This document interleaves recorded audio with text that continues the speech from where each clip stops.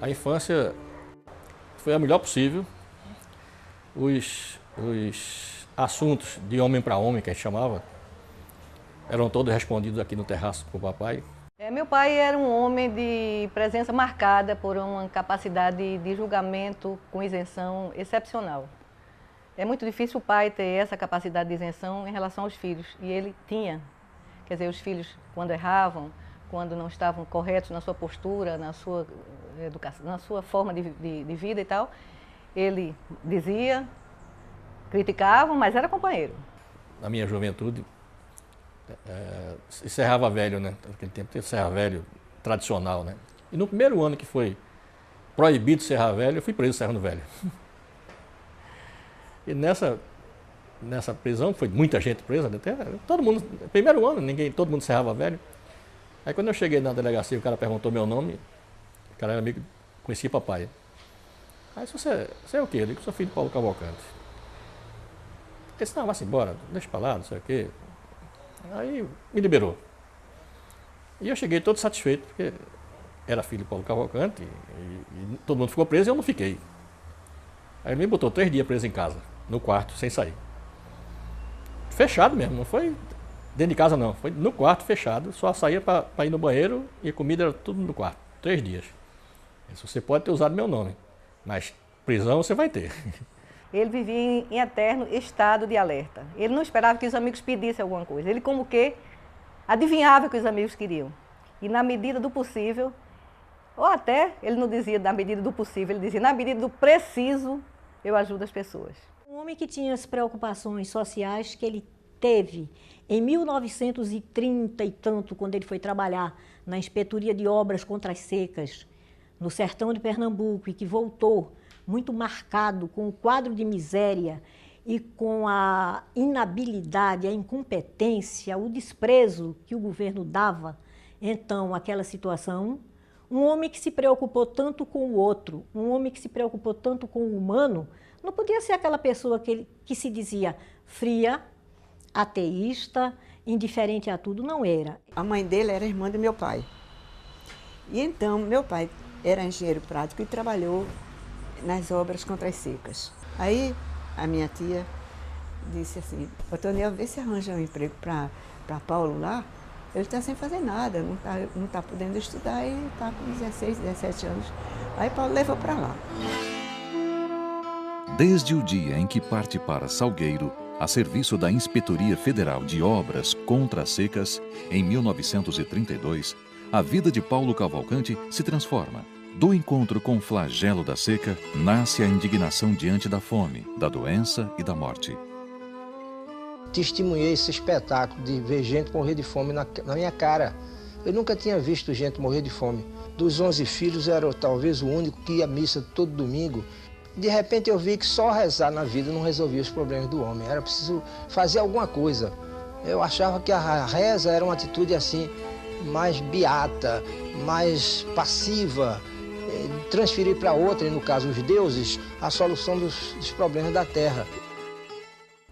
Eu acho que a indignação foi uma característica que marcou a vida política de Paulo Cavalcante. Era comunista, dizia até nos depoimentos dele, nos anos mais ferrenhos da ditadura, sou comunista, explicava por que era, e ele transpunha para dentro de casa essa forma de ser comunista que eu via como os outros comunistas eram diferentes dele. Todo militante de uma ideologia muito combatida ou conflituosa com outro, em geral são ríspidos e são inacessíveis. Ele era um homem muito acessível, dava essa ideia. Era um homem que não abria discussões desnecessariamente. Era profundo, mas nunca ríspido. Isso era Paulo. Tinha uma autocrítica, ele tinha uma postura admirável. Uma das coisas que eu mais admirei em Paulo foi a coerência, a postura, a honradez, a retidão. e principalmente essa coerência mesmo, que foi ditada pela disciplina dele como pessoa, pelos valores dele e pela militância dele na época no Partido Comunista. O meu pai dizia o tempo inteiro, se alguém perguntar se eu estou preso, porque você pode dizer que eu estou preso, mas que eu não fui preso por roubo nem por assassinato, mas eu fui preso porque eu tinha ideias, porque eu tenho ideias. Eu quero que esse mundo seja melhor para mim, melhor para vocês. Por isso eu luto por elas. E o fato de eu ter essas ideias fazem com que determinadas pessoas se incomodem com isso e me prendam por causa disso. Então, quando ele foi recolhido, a primeira prisão dele, recolhido a uma solitária de 2 metros por 3, durante vários dias, ele ficou lá. Era espécie de um revezamento. Logo depois dele iria um camponês. E ele, o camponês, enlouqueceu, um camponês apolítico e, no fim, foi preso ali, não sei por quais razões. E ele sabia que se o camponês fosse tirar esses dias nesta solitária, ele ia enlouquecer completamente. E ele pediu para ficar em lugar deste camponês na solitária e ele continuou o tempo escolhido para o camponês, ele tirou. Então, ele era isso.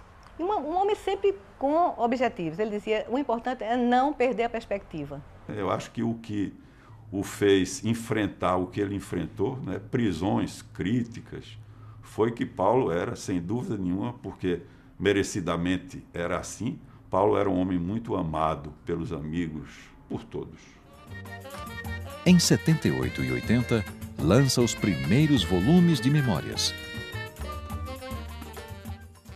Um dia em casa eu sou visitado por um editor, Fernando Mangariello, da editora Alfa Ômega, de São Paulo. Ele me vinha fazer um convite para eu escrever um livro autobiográfico. E fui buscar no folclore pernambucano um verso. De circunlóquios eu nada sei. O caso eu conto como o caso foi. Na minha frase de constante lei, o ladrão é ladrão, o boi é boi. Um livro extraordinário. Nesse livro existe a narração do assassinato do Padre Henrique, né?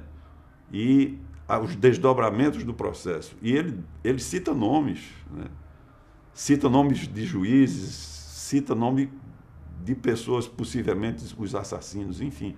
Esse livro Paulo lançou e ia na associação e ficava, às vezes, bem perto de pessoas que ele tinha denunciado, com toda a coragem, paciência e audácia que ele tinha.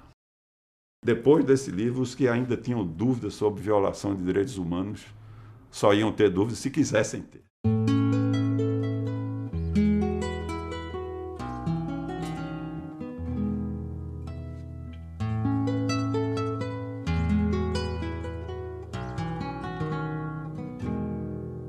Ao completar 80 anos, em 25 de maio de 1995, é homenageado por amigos e admiradores.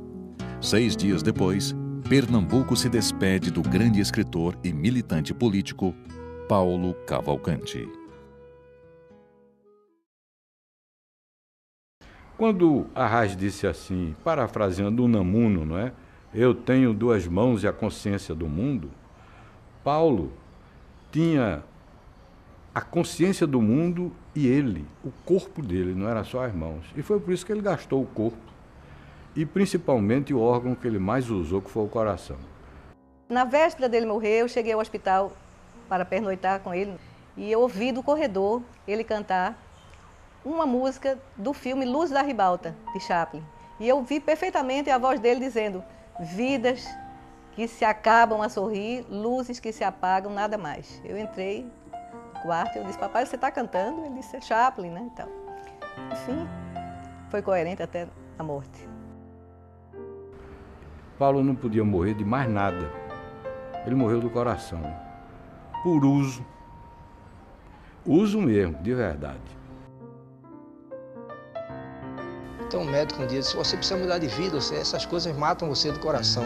Esse doutor, o que provoca a minha angina pectoris, não são essas coisas da vida, são as dores do mundo.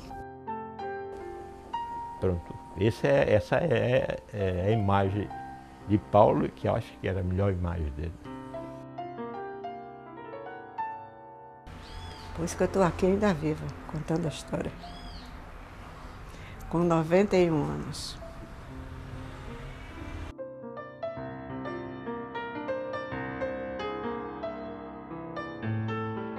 Olha, eu diria o seguinte, repito o que eu fiz na vida, impessoalmente. Pense nos outros antes de pensar em si próprio. Faça alguma coisa para salvar a vida dos outros, a sorte dos outros. Contribua para a felicidade do homem. Dê a sua contribuição como eu dei na vida.